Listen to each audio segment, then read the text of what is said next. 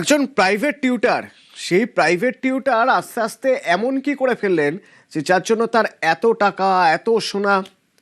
তো টুলু মণ্ডলের এত সম্পত্তি কোথা থেকে কিভাবে, তার জন্য এবার প্রাথমিক খোঁজ খবর শুরু করে দিয়েছে এনফোর্সমেন্ট ডিরেক্টরেট।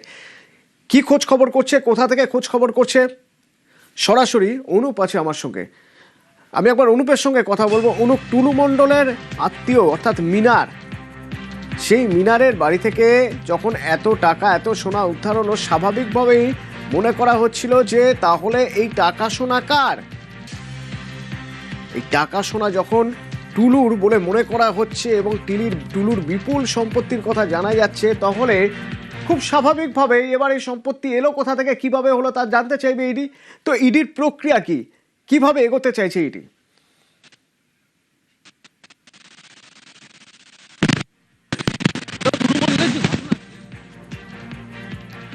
এই ঘটনায় কিন্তু প্রাথমিক যে অনুসন্ধান, সেই অনুসন্ধান ইডির পক্ষ থেকে শুরু করা হলো। তার কারণ যে আর্থিক লেনদেন থেকে শুরু করে একাধিক তথ্য রয়েছে, এমনটা ইডি জানতে পেরেছে এবং বিদেশ যোগ রয়েছে এমনটাও তথ্য পাচ্ছে। এর পরবর্তী ক্ষেত্রে ইডির পক্ষ থেকে যে কোনো জায়গা টাকা উদ্ধারের ঘটনা বা এরকম ভাবে বিপুল পরিমাণ সোনা বা বিদেশ যোগের তথ্য পেলেও আর্থিক লেনদেন সব তথ্য উঠে আসে।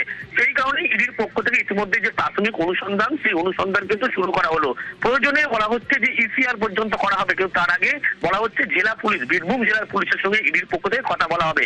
এখনো পর্যন্ত তদন্ত প্রক্রিয়ায় কি কি উঠে এসছে যেটা জানতে পারছে তারা। 28 কোটি টাকা উদ্ধার হয়েছে, 15 কেজি সোনা উদ্ধার হচ্ছে বিপুল পরিমাণ। সব থেকে উল্লেখযোগ্য বিষয় তারা মনে করছে, যে ক্ষেত্রে বলা হচ্ছে বিদেশ যোগ রয়েছে টুলু মণ্ডলের, এবং টুলু মণ্ডলের যে আত্মীয় মিনার মণ্ডল, ইতিমধ্যেই তাকে গ্রেপ্তার করা হয়েছে। এবং কি কি উদ্ধার হয়েছে এবং এই যে বিস্তার সাম্রাজ্য তার রয়েছে, সেক্ষেত্রে কিভাবে লেনদেন হয়েছিল, বাইরের কোনো যোগসূত্র রয়েছে কিনা, এবং বিপুল পরিমাণ টাকা আর্থিক লেনদেন হয়েছিল কিনা, মানি লন্ডারিং হয়েছিল কিনা, এই সমস্ত তথ্য কিন্তু জানতে চায় ইডির পক্ষ থেকে। সেই কারণে প্রাথমিক যে অনুসন্ধান, সেই অনুসন্ধান ইডির পক্ষ থেকে শুরু করা হলো। তারা বীরভূম জেলা পুলিশের সঙ্গে পরবর্তী ক্ষেত্রে কথা বলবে এবং কথা বলার পরবর্তী ক্ষেত্রে গোটা বিষয় তারা দিল্লির যে সদর দপ্তর, সেই সদর দপ্তরে জানানো হবে। তার পরবর্তী ক্ষেত্রে দিল্লি থেকে সবুজ সংকেত মিললেই ইডির পক্ষ থেকে ইসিআইআর করা হবে। কিন্তু দেখা যাচ্ছে টুলু মণ্ডল, যার বিপুল পরিমাণ সাম্রাজ্যের কথা বলা হচ্ছে, বিপুল পরিমাণ যে টাকা উদ্ধার হচ্ছে আত্মীয়র বাড়ি থেকে, 28 কোটি টাকা উদ্ধার, 15 কেজি সোনা উদ্ধার, এই ঘটনায় কিন্তু বলা হচ্ছে, পুলিশের পক্ষ থেকেও বলা হচ্ছে আদালতে, যে বাইরের বিদেশের যোগসূত্র রয়েছে।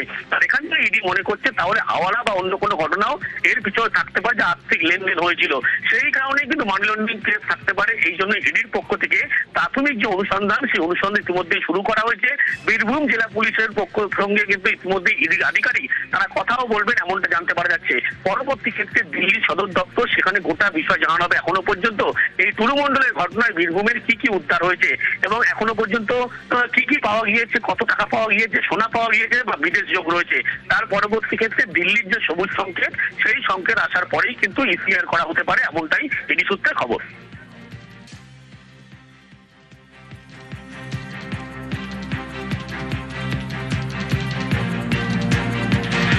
এই যে এত টাকা, এত সোনা টুলু মণ্ডলের এলো কোথা থেকে? এখনো পর্যন্ত যা খবর, তাতে সোনা এসেছে বিদেশ থেকে। বিদেশ থেকে সোনা এসেছে সুইজারল্যান্ড। যে সুইজারল্যান্ডে ভারতীয়রা কালো টাকা রাখে বলে অভিযোগ, সেই সুইজারল্যান্ড থেকে ভারতে কলকাতায় সিউড়িতে সোনা,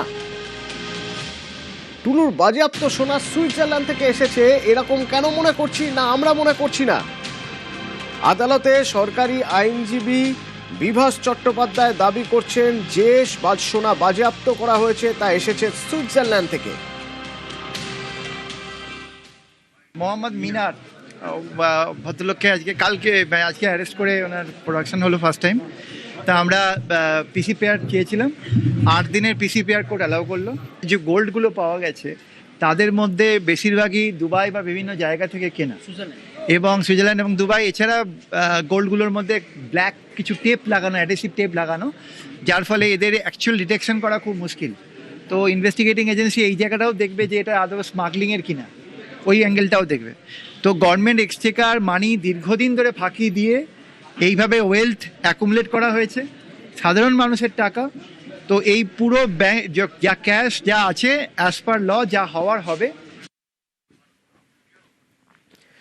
বিদেশ থেকে সিউড়িতে সোনা, কোথা থেকে না, সরকারি আইনজীবীর দাবি এসেছে দুবাই থেকে। Dubai to Suri. আবার সোনা এসেছে কোথা থেকে? এসেছে মালয়েশিয়া থেকে। বিভিন্ন জায়গা থেকে সোনা নিয়ে আসা হয়েছে কলকাতায়, সেখান থেকে সিউড়িতে। বীরভূমে বিদেশের সোনা, সুইজারল্যান্ড টু সিউড়ি।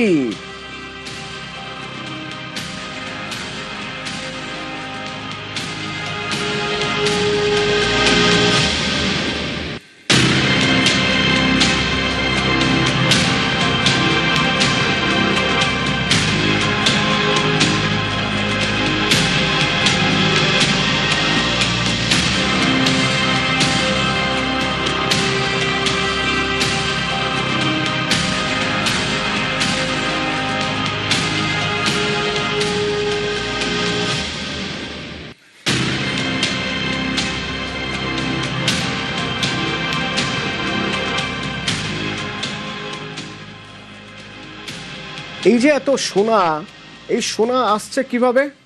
সোনার টাকা কোথায়? টাকা লুকিয়ে আছে বালি আর পাথরে। আসলে এই বালি পাথরের অর্থনীতি এক অন্ধকার অর্থনীতি। সরকার বদলায় আর এই অর্থনীতির রাশ একজনের হাত থেকে আরেকজনের হাতে চায়। যেমন 2011 পরে এই রাশ চলে এসেছিল এই টুলু মণ্ডলদের হাতে, কিন্তু তার আগে বাম আমলেও এই অন্ধকার অর্থনীতি ছিল বীরভূমে, যার রাশ ছিল কমল খানের হাতে।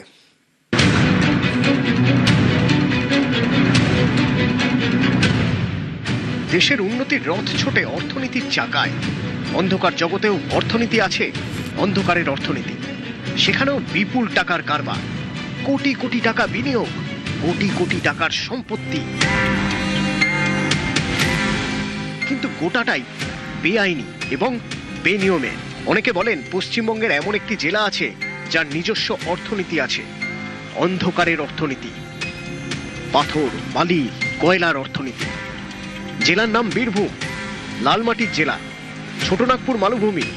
সোনার পাথর বাটি হয় না, কিন্তু মোহাম্মদবাজার, দুবরাজপুর এবং রাজনগরে পাথরই সোনা, প্রকৃতির ভান্ডার। এখানেই লুটেরাদের সাম্রাজ্য, পাথর আর বালির বারমুডা ট্রায়াঙ্গেল। বাম আমলে এই এলাকায় যার দাপটের কথা বারবার শোনা গিয়েছে তিনি কমল খান। স্থানীয়দের অভিযোগ, এই কমল খানই নাকি বীরভূমে পাথরের বেআইনি কারবারের অন্যতম পথপ্রদর্শক। সরকারি সম্পত্তি বেচে যে টাকা রোজগার করা যায়, সেই পথ তিনিই প্রথম দেখিয়েছিলেন বলে অভিযোগ। 2011 সালের আগে যে ব্যবসা আমরা করেছি তাতে খুব শান্তিপূর্ণভাবে আমরা ব্যবসা করেছি। আমার একটা লং টার্ম ছিল, সেটার চালান আমি কেটেছি, কিন্তু সেই চালান আমাদের রয়্যালটির গেটে যেখানে ডিসিআর কাটা হয় সেখানে পাস করেনি। 2011 সাল পর্যন্ত এই কমলের আলোতেই উজ্জ্বল ছিল পাথর বালির বারমুডা ট্রায়াঙ্গেল। 11 পালাবদলের পর এই অঞ্চলেও পালাবদল হয়। বালি পাথরের দুনিয়ায় নতুন মাতব্বর, নতুন প্রভাবশালী। ওর উত্থান হচ্ছে, ও প্রথম সাপ্লাই করতে করতে তারপরে আস্তে আস্তে গাড়ি ঘোড়া কিনতে কিনতে এখন মোটামুটি 200খানা গাড়ি। একটা হচ্ছে এই যে টোল গেট আছে, মানে আগে ধরুন ওই 30-40 লাখ টাকা মাসে দিত, সেটা এখন তো দেখছি আপনার বছরে 90 কোটি। এইভাবে উত্থান হয়েছে, ব্যবসা করতে করতেই বড় হয়েছে এইভাবে। 2011 পর থেকে বীরভূমের রাজনীতিতে অনুব্রত মণ্ডলের উত্থান। মঞ্চে দাপট, ময়দানেও দাপট। অনেকে বলেন কেষ্টমণ্ডলের অনুমতি ছাড়া নাকি লালমাটির জেলায় গাছের পাতাও নড়ত না।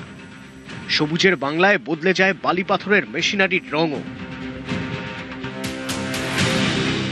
কমল খানকে সাইডলাইন করে উঠে আসেন নতুন প্রভাবশালীরা। স্থানীয়দের দাবি, তেমনই এক নক্ষত্রের নাম টুলু মণ্ডল।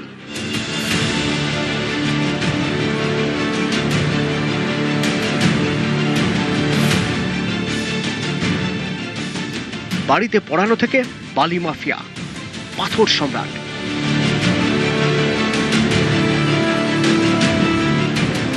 বুধবার এই টুলু মণ্ডলের আত্মীয়ের বাড়ি থেকে প্রায় 50 কোটি টাকার নগদ এবং সোনা উদ্ধার করল পুলিশ। নিউজ 18 বাংলা।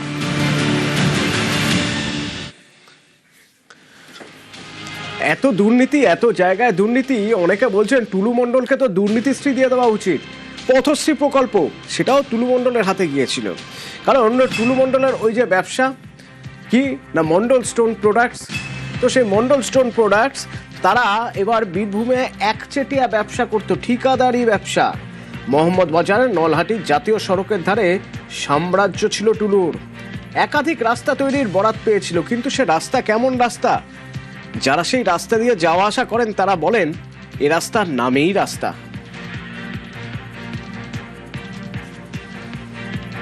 ভোটের আগে 3 মাসের মধ্যে হয়েছে রাস্তাটা টুলু মণ্ডল বানিয়েছে। খোদাইও করেনি, কিছুই না, সব পয়সাটা খেয়ে নিয়েছে। 4 গাড়ি মোড়ান দিয়ে নিয়েছে আর 2 গাড়ি ব্যালেন্স দিয়ে রাস্তাটা করে দিয়ে চলে গেছে। পাকা রাস্তা তো দেখতে পাওয়া যায় না, মাছ চাষ করাও হবে, এমনই অবস্থা রাস্তাটা কোনো মানুষ, ছেলেগুলো যে স্কুল আসবে, স্কুল আসারও কোনো উপায় নেই। কত রাস্তা টুলু বানানোর জন্য দায়িত্ব?